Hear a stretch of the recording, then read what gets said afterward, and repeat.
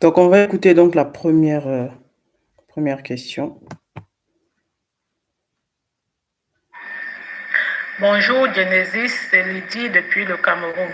J'ai une question. Je suis agacée par les plaintes des gens. Me référant donc à l'effet miroir, qu'est-ce que ça dit de moi? Sachant que quand moi j'ai une problématique, je me mets en action, je me mets en mouvement pour changer. Quand je suis dans une situation qui ne me convient pas, je me dis que c'est à moi de faire le nécessaire pour la changer. Et je ne me plains pas.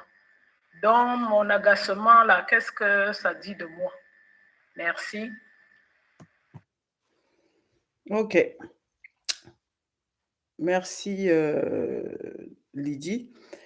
Donc, la question, vous avez compris, elles se sont agacées par les plaintes autour d'elle.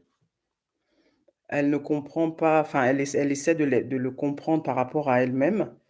Qu'est-ce que ça dit par rapport à l'effet miroir, sachant que tout ce qui se passe autour de nous, ben, en fait, vient de nous, à l'intérieur. Donc elle voudrait comprendre, qu'est-ce que ça dit d'elle ici, en fait? Hein, l'effet le fameux effet miroir. Alors donc Lydie donc du Cameroun, salut à toi. Donc en fait,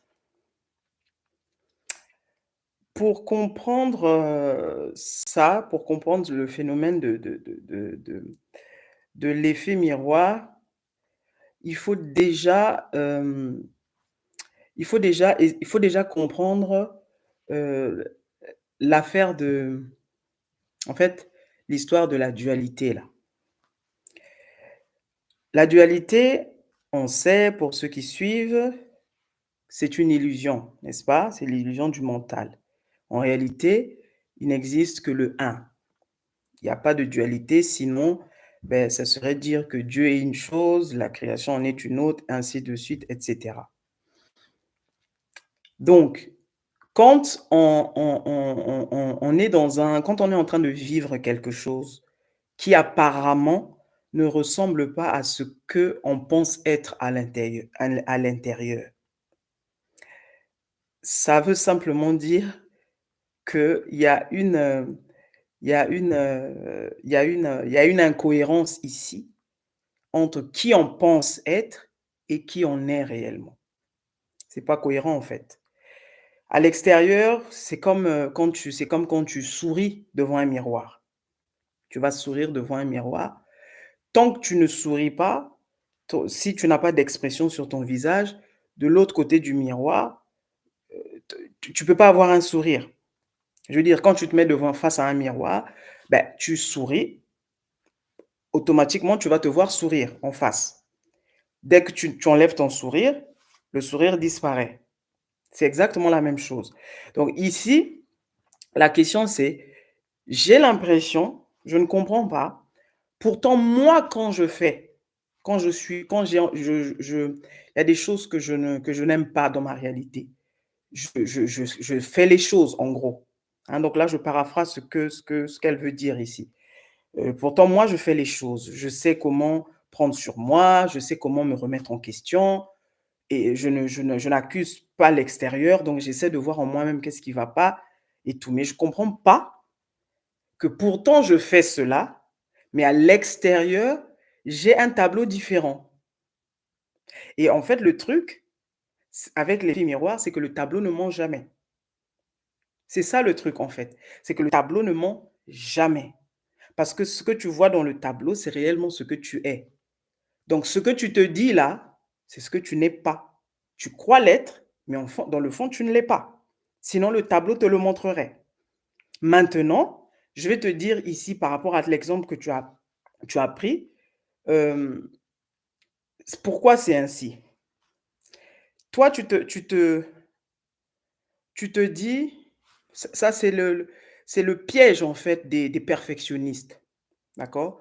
C'est le piège du côté parfait, c'est le piège même du côté hautain de l'être humain, qui est très souvent très, très subtil, en fait, à déceler.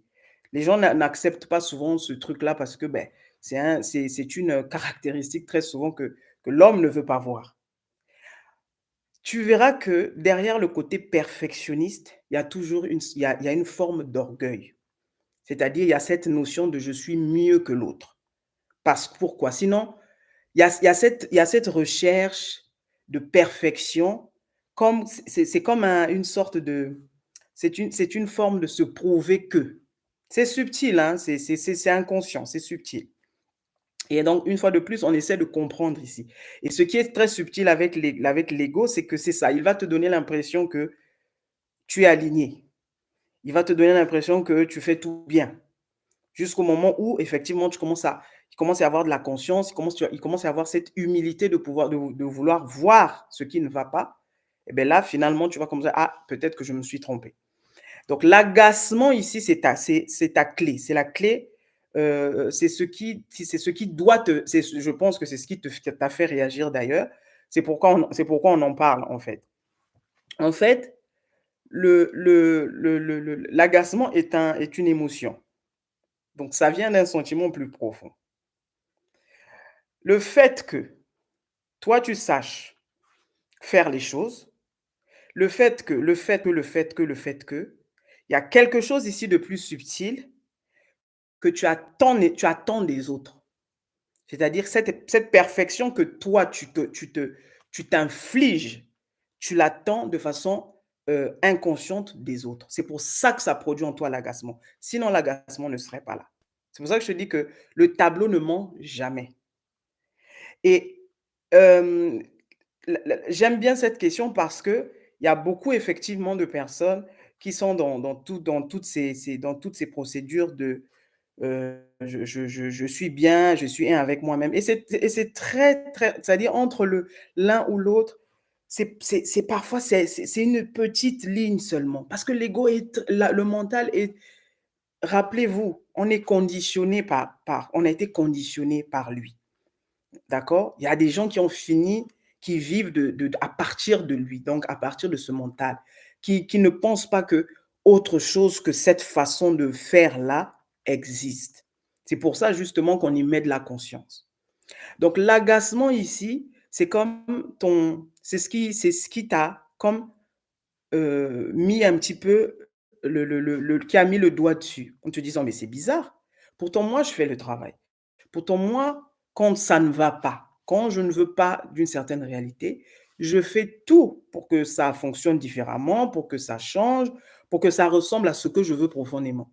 Mais comment ça se fait que je suis en train de manifester en face de moi ce que je ne pense pas être finalement au fond? Eh bien, le tableau, il est là. Donc, la question ici, c'est de te poser en fait, à quel moment tu te fourvoies? À quel moment tu ne veux pas voir ce que tu es réellement?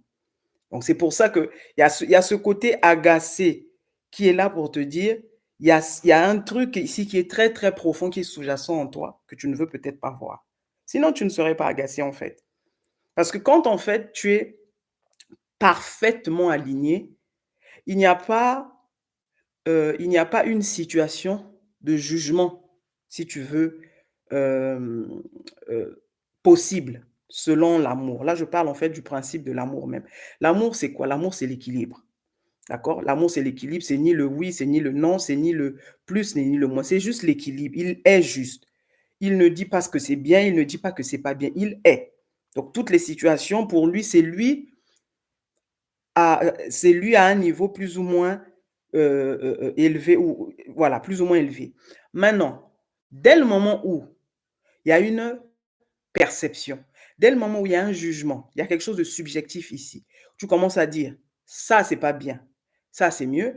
Là, effectivement, ton mental intervient. D'accord? Parce que c'est le mental qui va te dire: «Ça, c'est bien, ça, c'est pas bien, ça, c'est plus, ça, c'est moins, ça, c'est ci, ça, c'est ça». Donc le fait qu'en fait, tu te sentes agacé, le fait que tu te sentes agacé, ça dit de toi ici le manque de tolérance que tu as déjà pour toi-même. D'où ce que tu vois en face.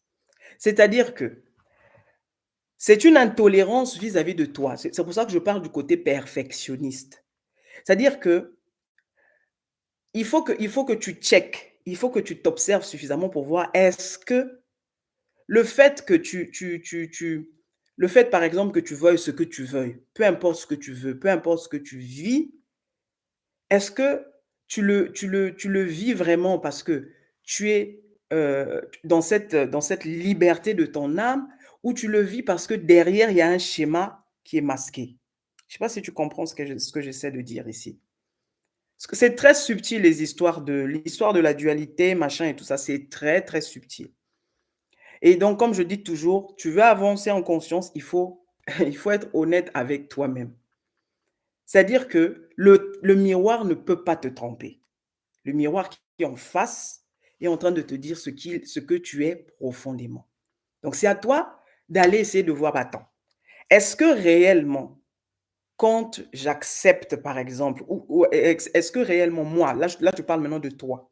Est-ce que quand toi, tu vois les choses, c'est-à-dire quand tu fais les choses, quand tu admets les choses, tu les admets profondément parce que, en gros, est-ce que tu t'autorises, par exemple, à dire que je n'aime pas ceci ou je n'aime pas cela? Parce que ça fait partie du jeu, hein. C'est pas une question ici d'être, d'avoir tout bon, tu vois? Mais c'est cette espèce de je veux être parfait, tout doit être bien. Donc du coup, on a du mal à accepter l'autre par rapport à soi-même, par rapport à cette espèce d'image qu'on a de nous-mêmes, en se disant que, non, moi, la preuve, le truc que tu dis après, moi, quand ça ne va pas, tu te prends en référence. Tu vois là où c'est subtil? Toi, tu te prends en référence. Moi, quand ça ne va pas, je sais quoi faire. Ce qui sous-entend, moi comme je suis mieux, moi comme je sais mieux, moi comme je suis parfait. C'est très subtil ici. Et tu vas voir que en face, très souvent parmi les tableaux que tu vas manifester aussi, tu vas manifester le côté de la personne très orgueilleuse. Les gens vont te percevoir comme ça. Donc il y a cette notion qui est floutée, qui est sous-jacente, qui est masquée par ce désir d'être toujours comme ça, c'est-à-dire d'être toujours au top. Donc la vie ici est peut-être en train de te questionner, de te dire peut-être que tu as le droit, je prends un exemple, comme les gens qui ne sont jamais fatigués. Il y a des gens, ils ne sont jamais fatigués. Mais est-ce que tu as déjà vu un être humain qui ne peut pas être fatigué? Donc c'est comme s'ils se sont refusés d'être fatigués. C'est comme s'ils se sont refusés, par exemple, d'être mal. C'est normal de ne pas se sentir bien. C'est normal parfois que le corps ne va pas bien. C'est normal parfois que tu te sentes triste. Mais il y a des gens qui ne s'autorisent pas ça. Parce qu'ils ont ils ont, en fonction de leur histoire, un truc qui se sont créés tout seuls, où ils se disent, moi, je ne peux plus être comme ça. Mais c'est devenu tellement ancré en lui qu'il ne sait même pas qu'il s'est il s'est créé ce personnage-là. Tu vois? Donc, le truc, en fait, c'est ici de se poser la question de, toi, tu dois d'abord te poser la question, tout ce que tu fais, toutes les questions, les décisions que tu prends, est-ce que tu es réellement dans cette liberté, mais pour de vrai, pas selon ce que tu penses être. C'est-à-dire que quand tu vois une situation, autorise-toi, par exemple, à la juger. Autorise-toi. Quand je dis la juger, c'est quoi? C'est-à-dire que elle ne te va pas. Tu as le droit de dire je ne suis pas contente. Tu as le droit de dire ça ne me va pas.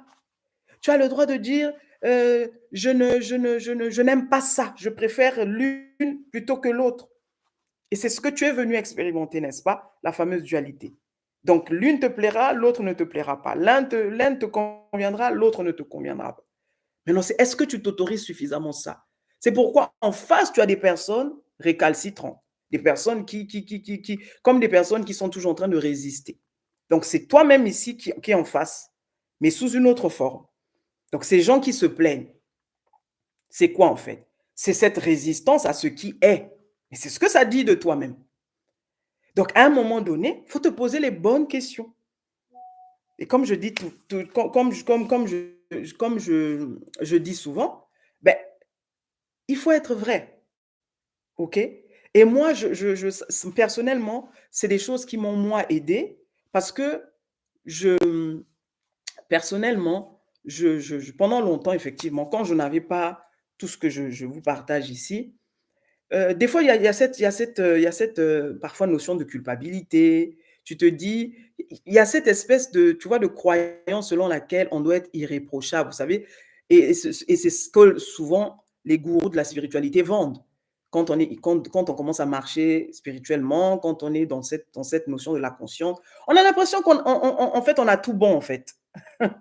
On a l'impression que tout nous est dû, on a tout bon. Oui, effectivement, c'est le yin et le yang. Et tant qu'on est ici, et comme je le dis toujours, il y aura toujours ces deux machins. Il y aura des hauts, des bas, il y aura le oui, le non, il y aura le plus, le moins, et ainsi de suite. D'accord?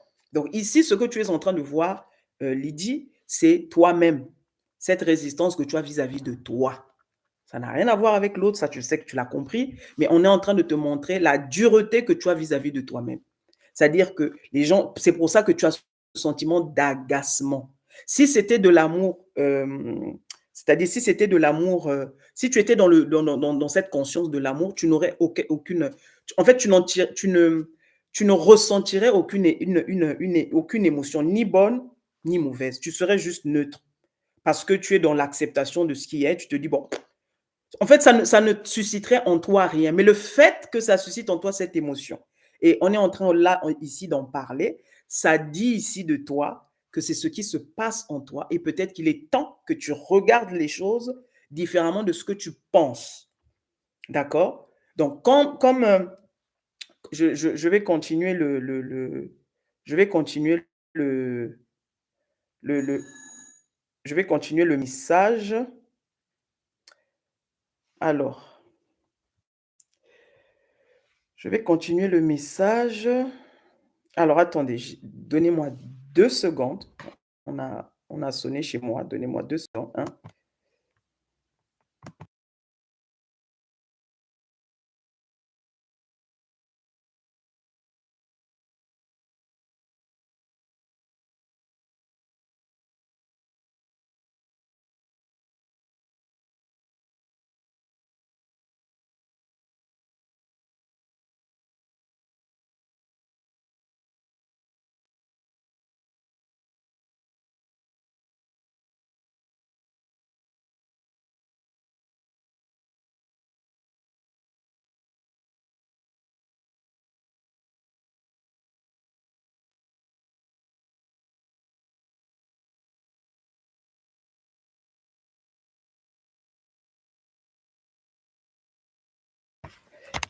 Pardon, j'avais le facteur qui était là. OK.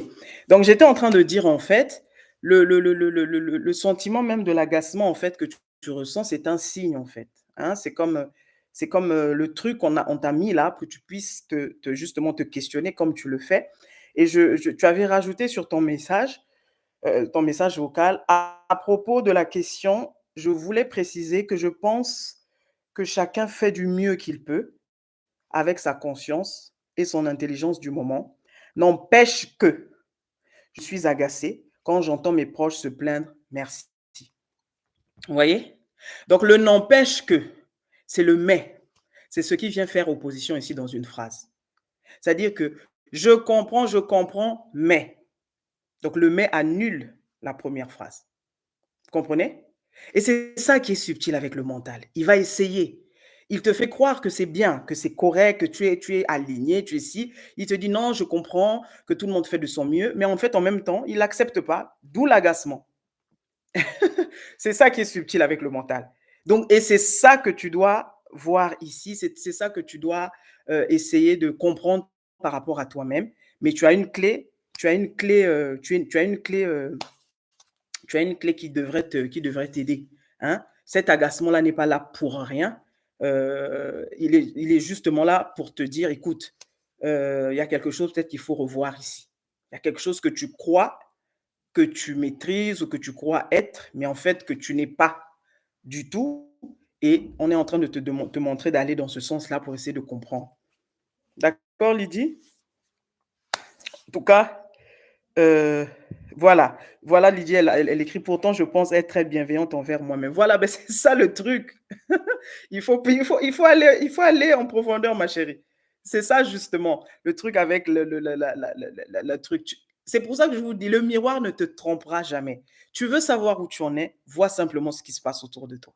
Et que c'est pareil pour les gens qui te disent, «Je suis bien, aligné avec moi-même, je m'aime» et tout ça. Et tu vas voir autour de la personne qu'un un chaos. Les gens qui ne la respectent pas, les gens qui lui tapent dessus.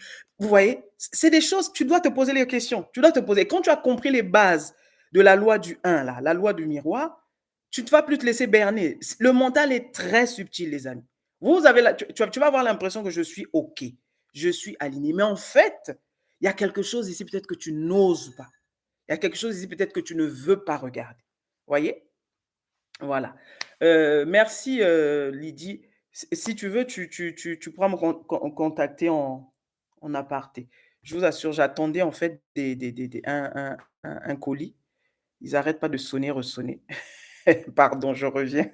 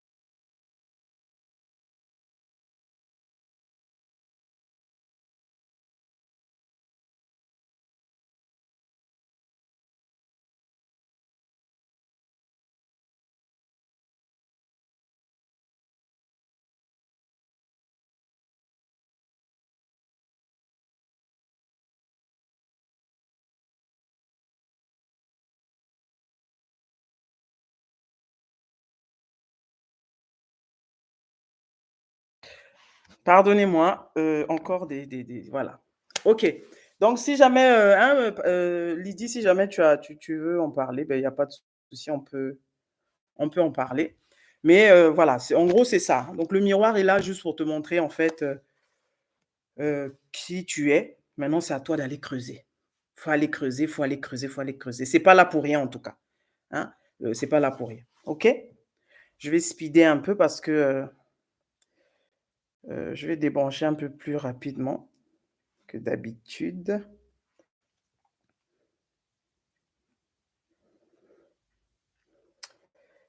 OK. Alors, les questions, les questions. Bonjour Genesis. Alors, qu'est-ce qu'on a aujourd'hui? Bonjour Genesis, je suis Théophile du Togo. J'ai une question. Pensez-vous que les malédictions existent? Merci. Oh là là. Alors, Théophile, tout existe. Je vais essayer de faire rapide, rapide, parce que voilà. Théophile, tout existe. Les malédictions, les bénédictions, tout existe à selon de quel point de vue tu veux voir les choses. OK? Si tu veux croire au diable, le diable existe. Si tu veux croire à Dieu, il va exister pour toi. Si tu veux pas y croire, il n'existera pas pour toi. Si tu veux croire seulement en ta tête, tu n'auras que le reflet de ce que tu crois. OK? Donc, les malédictions existent si tu veux y croire. Donc, si je veux te répondre, mais bien sûr, ça, si tu peux le créer, donc ça peut exister, donc ça existe. Voilà, donc il n'en a pas dit plus, hein, la question c'est juste, pensez-vous que les malédictions existent? Merci. Donc, je te répondrai juste ça, que oui, en fait, elles existent en fonction de tes croyances. D'accord? Toutes tes croyances, tu crois quelque chose, la chose va avoir beaucoup plus c'est une sorte d'évidence en fait. Hein? Ça sera de plus en plus évident pour toi parce que c'est ce qui est dominant en toi. D'accord? D'où on parle de conscience, tout est conscience. Donc, plus tu as conscience de la malédiction, plus elle sera vivante, plus elle sera réelle et tout ça. Moins tu en as conscience, moins elle le sera dans ta vie. D'accord? Voilà. Bonjour Genesis, je suis Sabrina de France. J'ai une problématique, aide-moi. Dans ma famille, tout le monde a peur de moi. Personne n'ose me parler en face. Je suscite presque de la crainte auprès de mes parents. Je sème la terreur car j'en veux à mes parents pour des événements passés. Donc, je suis très intolérante vis-à-vis de ma famille. Tout ce qui vient d'eux, pour moi, n'est pas recevable. Donc, je m'énerve très vite avec eux. Et donc, pour éviter les conflits, personne n'ose me contredire. Mais j'ai remarqué qu'au dehors, tout le monde me l'a fait à l'envers. Les gens ne me respectent pas du tout. Je vis beaucoup de déloyauté, de l'infidélité auprès des autres. Je vis même parfois le mépris des autres et je n'arrive pas à m'assumer devant les autres à l'extérieur. J'ai comme peur de quelque chose, ce que je ne fais pas chez moi. Dehors, je suis comme apeurée, mais chez moi, je suis celle qui fait la guerre. Il y a comme deux facettes en moi ici et je ne sais pas laquelle je suis. Je ne sais pas laquelle je suis. Alors, je ne sais pas laquelle je suis pour de vrai. Peux-tu m'aider? Donc, elle s'appelle Sabrina. Donc, Sabrina, ici, est en train de dire que elle, elle a l'impression elle a deux personnalités. Chez elle, c'est la terreur. Là, je paraphrase. Chez elle, c'est la terreur. Elle fait peur à tout le monde parce qu'il y a certainement eu des histoires dans son passé. Euh, voilà. Il y a des histoires dans son passé qui font qu'elle en veut à ses parents. Donc, elle leur fait payer comme ce passé-là. Donc, ben, personne n'ose brancher, personne n'ose lui parler. Et puis, à l'extérieur, par contre, elle est totalement le contraire. Donc, qu'est-ce qui se passe? Alors, Sabrina, ta question, elle est la bienvenue. Pourquoi? Parce que ici, tu es en plein entre justement le conscient, l'inconscient. Donc, il y a forcément une des deux facettes que tu n'es pas. D'accord? Alors, moi, je vais te dire, ce que tu es, c'est l'amour, c'est la paix, c'est la joie, c'est la liberté, c'est tous les attributs de créateur, c'est tous les attributs de ce qu'est Dieu, de ce qu'est l'univers et tout le reste. D'accord? Je ne sais pas en quoi tu crois, mais on s'en fiche ici. Mais juste te dire en fait que je parle ici de l'essence, hein, l'essence que tu es. C'est-à-dire que l'essence qui t'a créé, c'est en gros, c'est l'amour, c'est tout ce qui est le bien. Maintenant, tu as donné un indice ici, c'est que tu en veux à tes parents par rapport à des événements passés. Donc, le personnage que tu joues chez toi ne peut pas être toi. Pourquoi? Parce que tu t'es accroché ici à un passé et tu leur fais payer comme quelque chose. Et certainement que tes parents sont dans la culpabilité de ce qui s'est passé, d'où eux n'osent pas t'affronter. Donc, il y a cette espèce d'ascendant que tu as pris sur ta famille. Personne n'ose te parler, personne n'ose te confronter, de peur d'esclandre, de peur de disputes, de peur de tout ça. Par contre, dehors, à l'extérieur, tu es tout le contraire. À l'extérieur, tu es quasiment apeuré par les gens. Les gens ne te respectent pas, tu as dit. Les gens sont pas, les personnes ne sont pas loyales avec toi.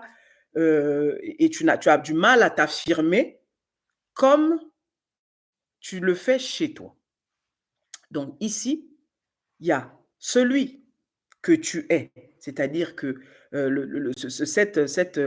cette personne en réalité qui est, en fait, tu as cette personne en réalité qui peut être paisible, d'accord, mais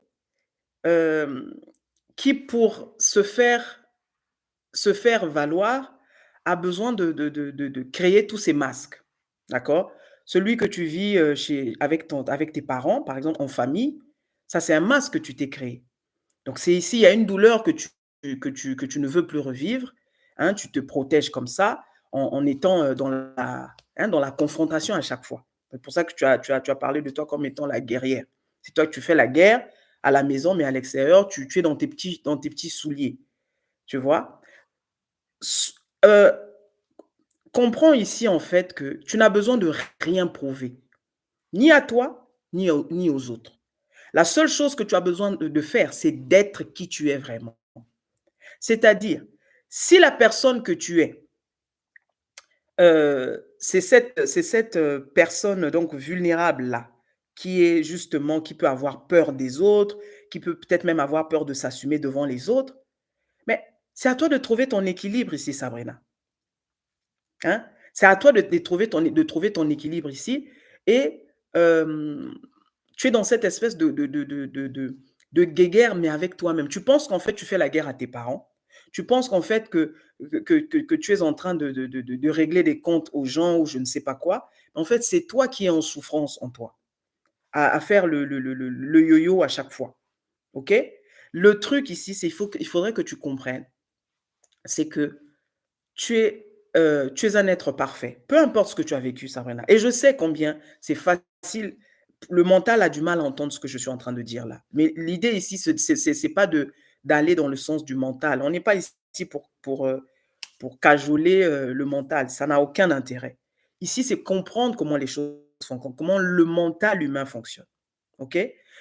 Tu dois comprendre que tu es parfait comme tu es, peu importe l'histoire que tu as eue, peu importe ce que tes parents ont fait ou n'ont pas fait, qu'ils aient été là ou pas, c'est pas à partir de là que tu dois te définir comme étant une femme forte ou une femme moins forte.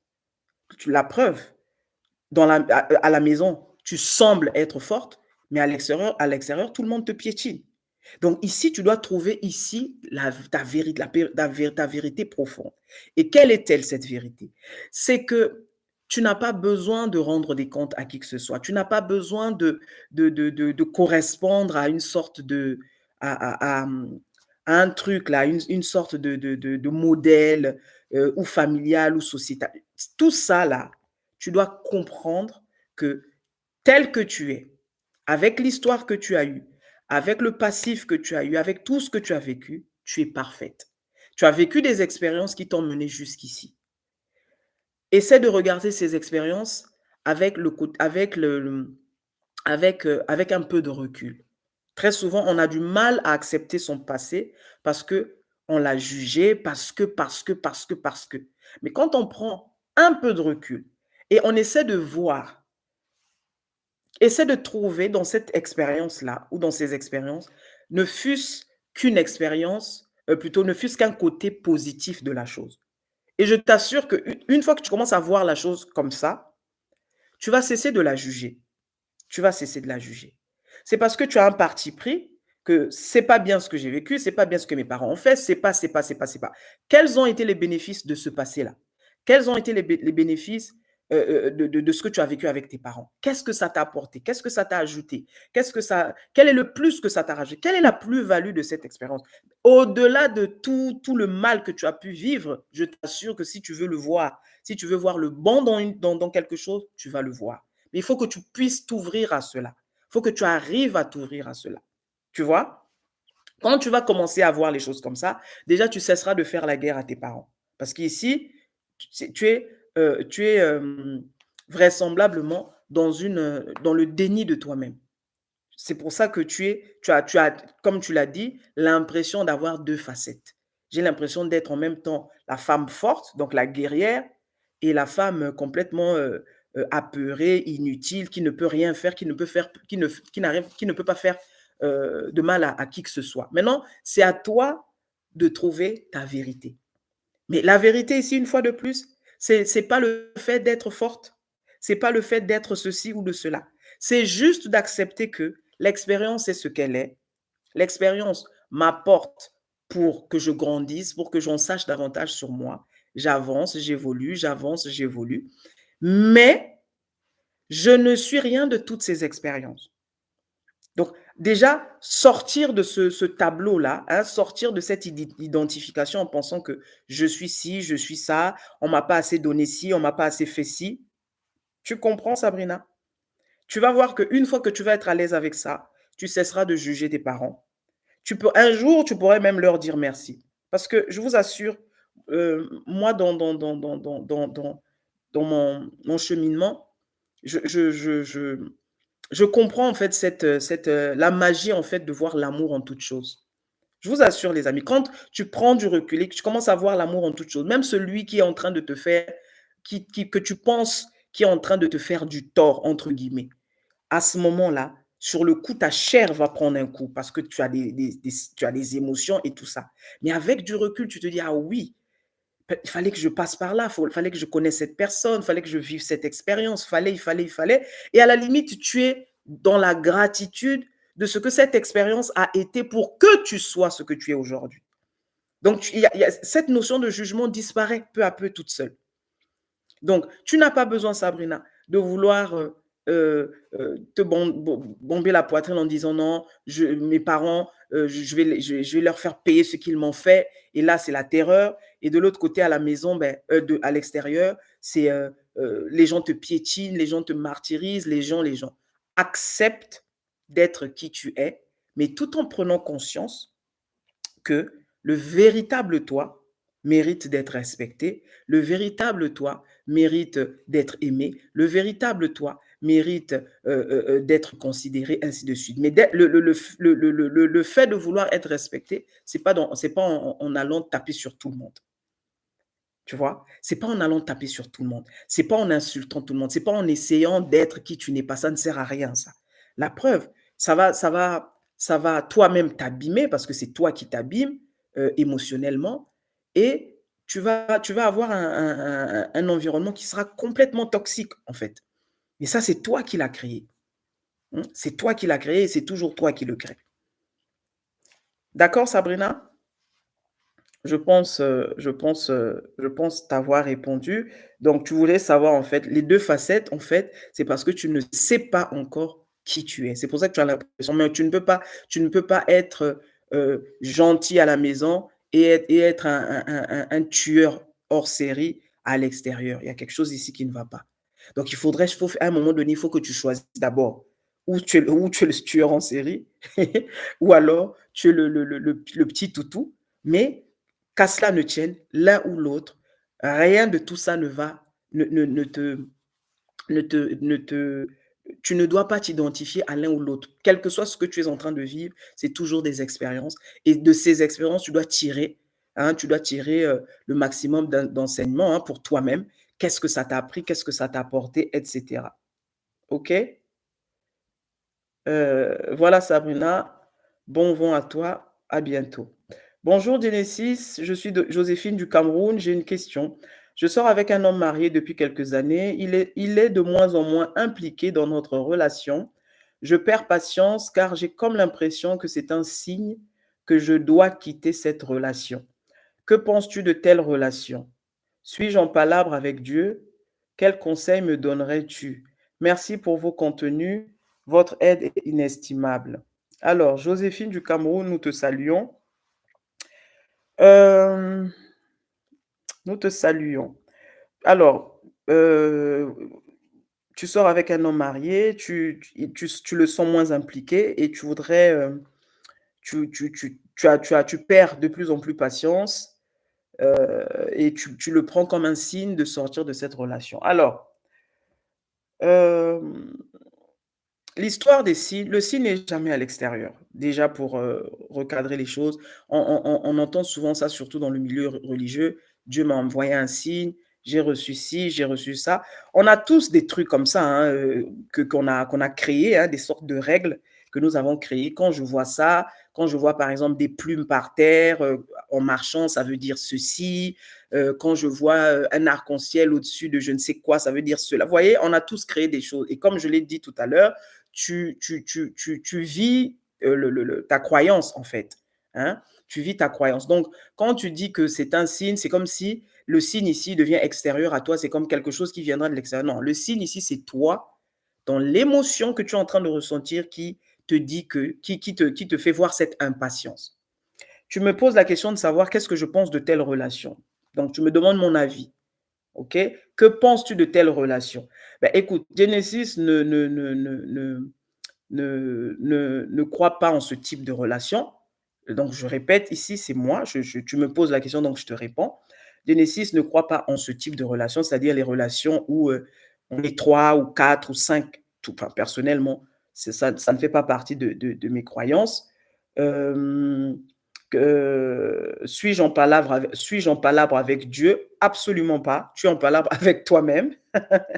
Et quel conseil me donnerais-tu? Ben, le conseil que je te donnerais, c'est de t'écouter de la même manière que quand tu es entré dans cette relation, c'était cet homme marié, ben, tu savais dans quoi tu allais. Moi, je dis toujours ça aux gens. Donc, ne venez pas poser des questions évidentes, enfin, dont vous connaissez les réponses qui sont évidentes. Parce que quand vous alliez dans cette relation, vous saviez ce que vous faisiez. Moi, je n'infantilise pas les gens au point de dire, bon, ok, je vais te dire ça, je vais te dire ça. Tu me demandes mon point de vue, je te le donne. Donc, je ne partage pas cette conscience-là, c'est-à-dire cette façon de vivre-là. Bon, toi, tu y es, et aujourd'hui, tu vois le fait que le monsieur n'est plus impliqué comme un signe, et ton agacement, ton impatience, tu le vois ici comme un signe qui est en train de te, tu le vois comme un signe qui est en train de te dire, euh, tu le vois ici comme un signe qui est en train de te dire que ben, c'est peut-être le moment de sortir. Donc, ça, ce sont tes croyances qui sont en train de te parler. D'accord? Maintenant, quel conseil tu veux que je te donne? Mais la seule chose que je te dirais, fais ce qui est bon pour toi, ma sœur. Fais ce qui est bon pour toi.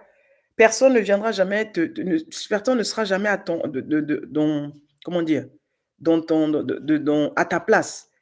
Si tu penses que c'est une relation qui ne te correspond plus, de la même manière qu'elle t'a correspondu avant, tu étais dedans, aujourd'hui elle ne te correspond plus, tu as totalement le droit de partir. Il n'y a pas de souci. Mais fais ce que tu ressens en toi. C'est-à-dire que si dans ton cœur, là, tu ne vois plus l'intérêt, tu ne vois plus l'avantage ou les avantages ou je ne sais quoi, euh, tu as le droit d'en sortir comme tu as le droit d'en rester. Mais ça, c'est toi qui vas le décider. D'accord? Ça, c'est toi qui vas le décider. Donc, le seul moi conseil que je peux te donner là, c'est écoute-toi. Mais la question que je vais te donner dans la question que je vais te donner au passage, pourquoi tu as pensé que c'est le moment de partir? Pourquoi tu interprètes ce signe comme si c'était le moment de partir? Pourquoi dans ta tête, tu n'as pas pensé, ben tiens, c'est juste un signe peut-être que moi, je doive m'impliquer peut-être un peu plus. Est-ce que tu comprends ce que je veux dire? Donc, est-ce qu'ici, ta conscience n'est pas en train de t'accuser? Quand je dis accuser, vous comprenez ce que je veux dire? C'est-à-dire que, est-ce qu'ici, il y a pas de la, tu n'es pas en train tu ne t'en veux pas sur quelque chose. Il n'y a pas une certaine culpabilité ici. Parce que la question que tu poses, elle n'est pas anodine. Tu dis, c'est peut-être un signe pour que je sorte de là. Pourquoi c'est cette option que tu choisis? Parce que ça aurait pu être, c'est peut-être un signe pour que je m'implique plus dans cette relation. Puisque le gars ne s'implique plus, ben, peut-être que le problème vient de moi, comme tout est un miroir. Moi, je vais m'impliquer plus pour que lui s'implique plus. Mais pourquoi tu penses à cette porte de sortie de il est temps que je sorte de là? Ça, c'est juste pour t'inviter à te questionner peut-être plus en profondeur. D'accord? Donc, moi, c'est ce que je peux te dire. Hein? Mais en aucun cas, moi, je ne suis pas de ceux qui vous disent va à gauche, va à droite. Je te mets devant tous tes trucs là, devant ta réalité, devant tes croyances. Et après, tu fais le choix, tu fais ce que tu as à faire. Parce que on a tous différents chemins, on a tous différents niveaux de conscience. On ne réagit pas de la même façon. OK?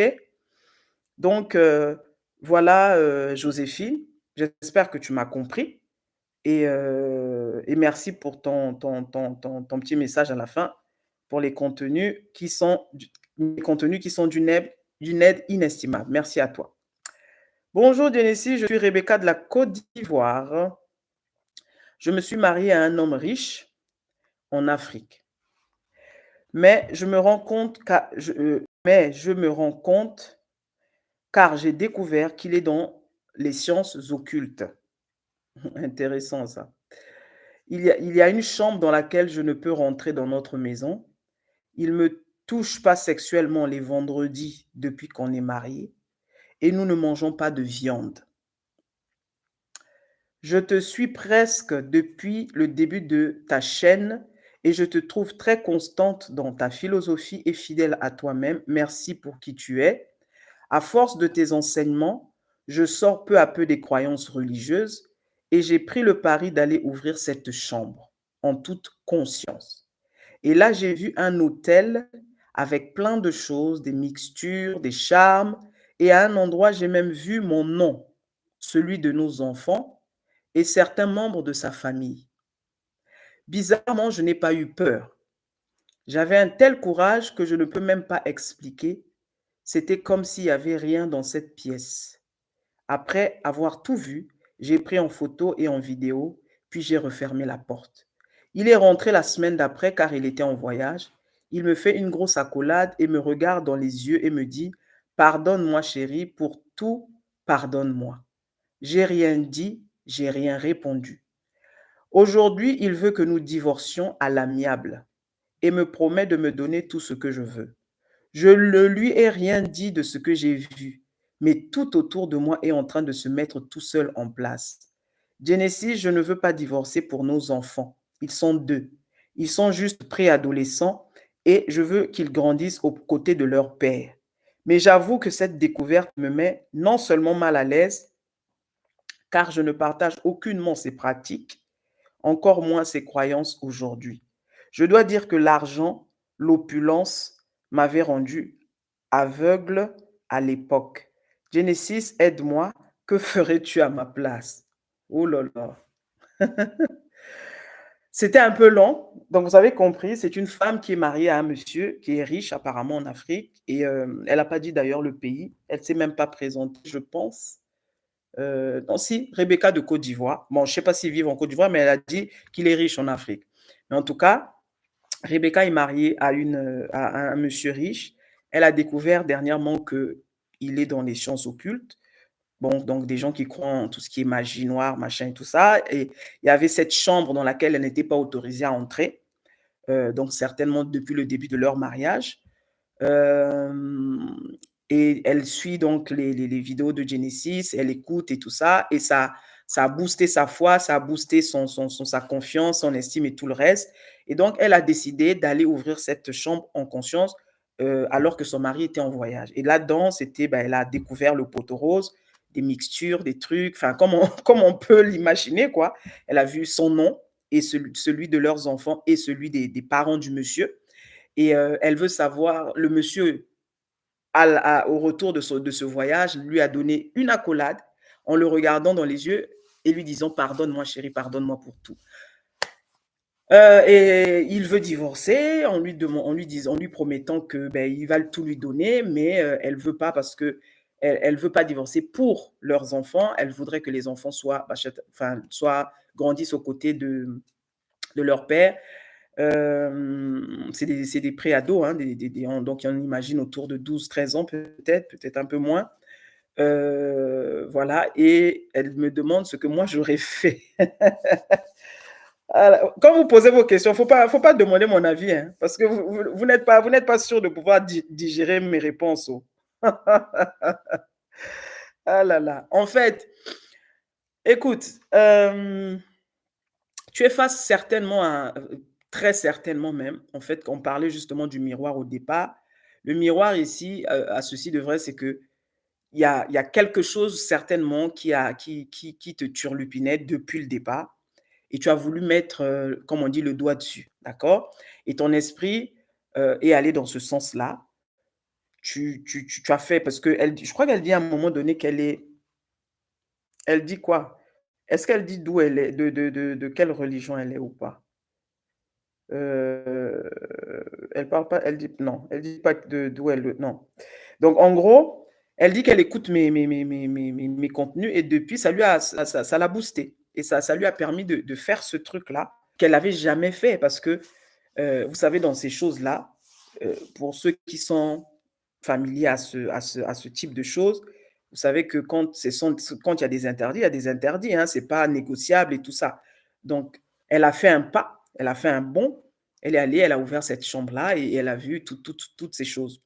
Donc il y avait certainement quelque chose en elle qui avait besoin de mettre, de la clarté dans tout ça et voilà, elle a toutes les réponses et aujourd'hui, le monsieur, sans trop discuter, sans trop de palabres, d'abord lui demande pardon et ensuite lui dit: «Écoute, je vais divorcer». Bon, elle m'a pas dit elle semble dire que le monsieur ne sait, en tout cas, ils se sont pas dit ouvertement, ils n'ont pas parlé de l'aspect, «Pourquoi tu as été dans cette chambre? Je t'avais interdit, je t'avais ci, je t'avais ça». Bref, mais en tout cas, puisqu'elle dit à la fin: «Je ne lui en ai même pas parlé» et elle comprend pas en fait qu'elle n'a pas dit un seul mot, mais c'est comme si c'est la débandade quoi. Le monsieur veut divorcer au point de lui promettre, tout ce qu'elle veut et tout ça. Qu'est-ce que tu moi personnellement, je ne partage pas ces croyances-là. Tout ce qui est maraboutage, truc, machin, comment on appelle ça là, fétichisme. Comme j'ai dit, c'est en fonction de les croyances de chacun. Et je n'ai pas envie de vivre avec un homme à côté de moi qui est dans cette conscience-là. Donc moi, d'office, je ne reste pas dans ça. Maintenant, tu me poses la question de savoir que tu ne veux pas divorcer pour tes enfants. La question que je veux te poser ici, est-ce que tu penses réellement que tu es là pour tes enfants? C'est la question que moi, je vais te demander à laquelle tu vas réfléchir. Tu vas rester pour tes enfants, d'accord?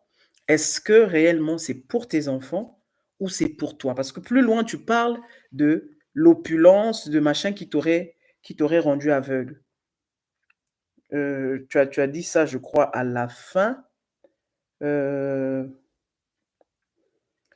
je dois dire que l'argent, l'opulence m'avait rendu aveugle à l'époque.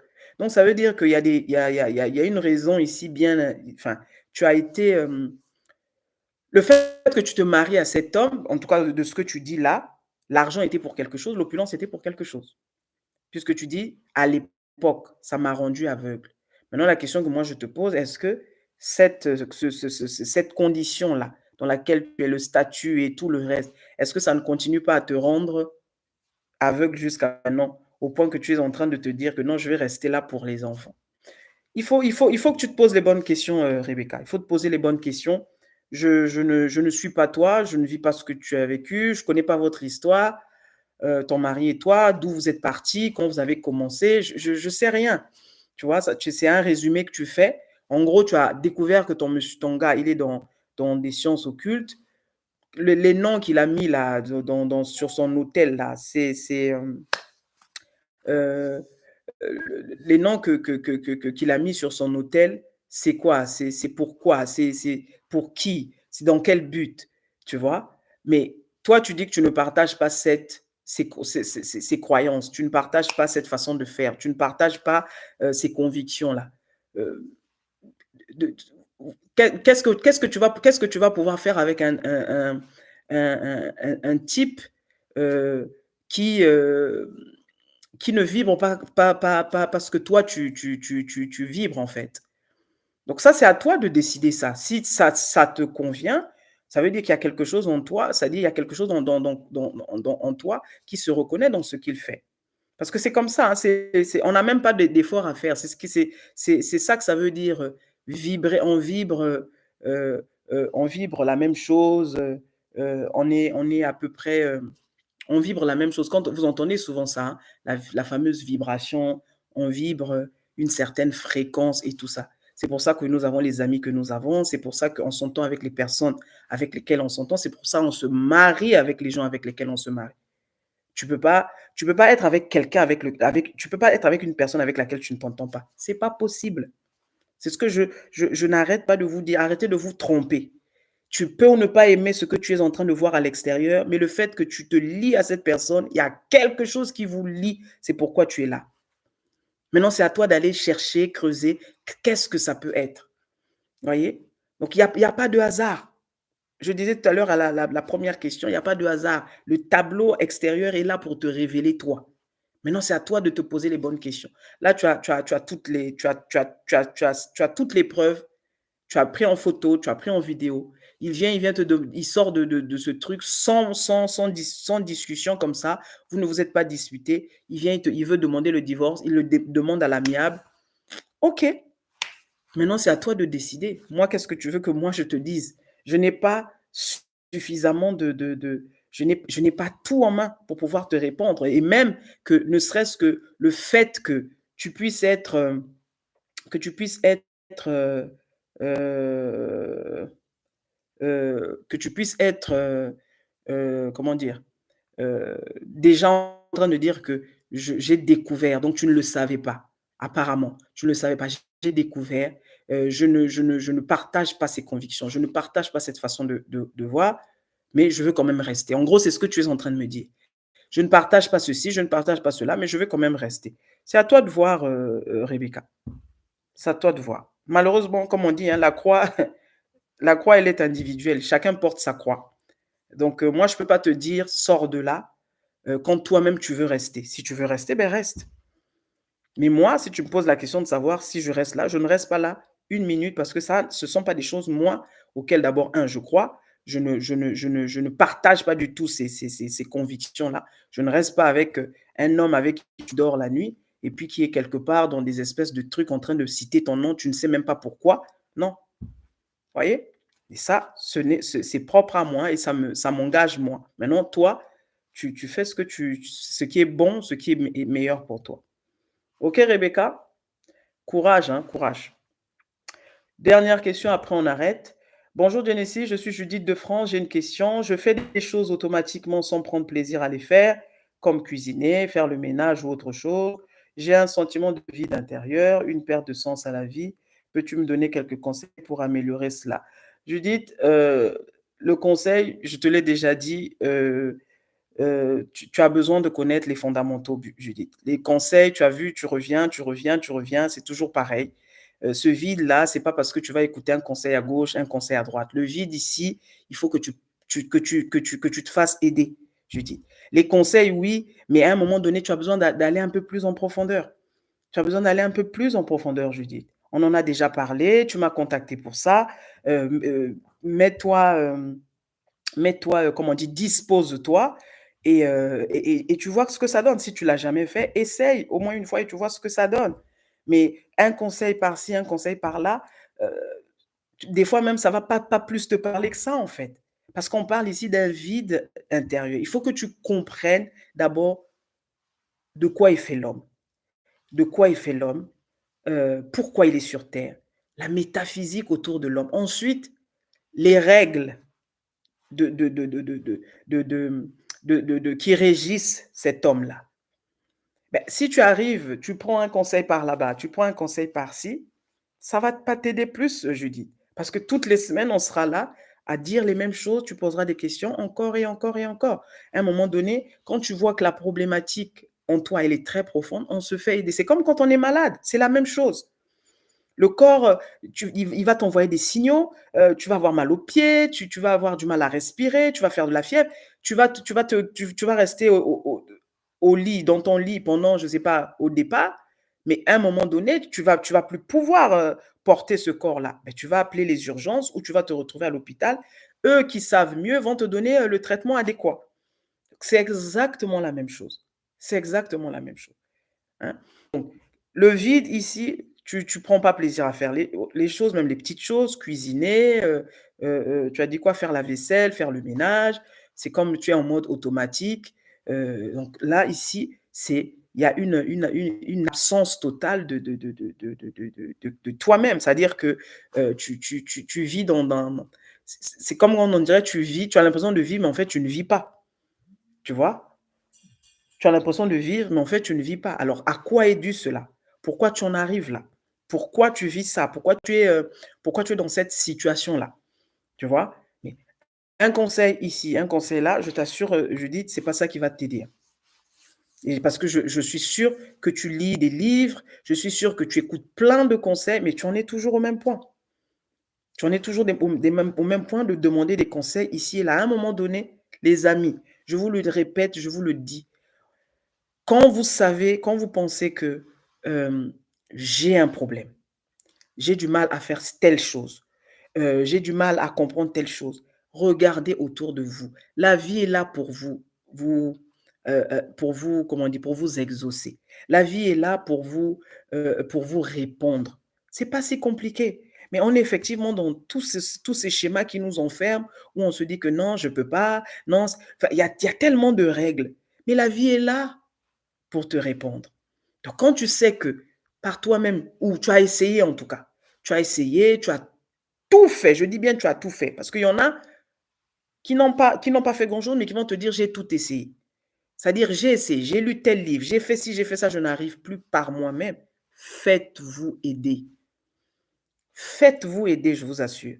Vous voyez les gens courir de coach en coach, c'est parce que justement, ils sont en train de chercher des trucs à l'extérieur. Ils sont là en train de courir à gauche, à droite pour aller chercher des réponses, des ceci, des cela. Je vais prendre un peu ici, je vais prendre un peu là. Au finish, tu as emmagasiné tout ça, mais ça ne te, c'est pas pour autant que tu avances.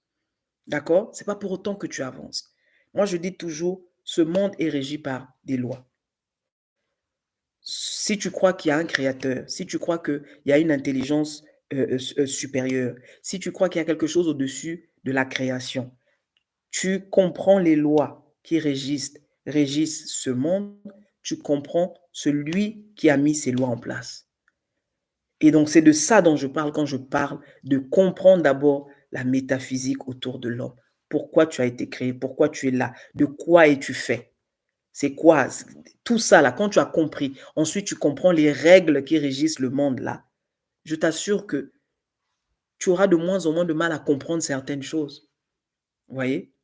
Tu auras de moins en moins de mal à comprendre certaines choses. Donc, si tu veux, contacte-moi, Judith, contacte-moi, on va en parler, on va en parler librement. Et on en a déjà parlé. Tu m'as contacté pour ça. Donc, rends-toi disponible dans ton esprit, rends-toi disponible physiquement, psychologiquement, financièrement, tout le reste, et fais-toi aider, Judith. Fais-toi aider. Parce qu'il y a des gens qui peuvent s'en sortir par eux-mêmes. Moi, je dis, il y a tous les profils existent. Hein. Il y a des gens qui vont avoir toujours besoin de quelqu'un devant eux. Il y a des gens c'est un peu l'image de celui qui va travailler pour un patron et celui qui est lui-même le patron. Donc, tous les cas de figure existent. D'accord? Mais toi, quand tu te regardes, quand tu vois un peu à quoi ressemble ta vie, est-ce que tu penses que, en tout cas de ce que tu as essayé jusqu'à maintenant, tu en es où? Et si tu vois qu'il n'y a pas d'avancement, fais-toi aider. Il n'y a pas de mal à se faire aider.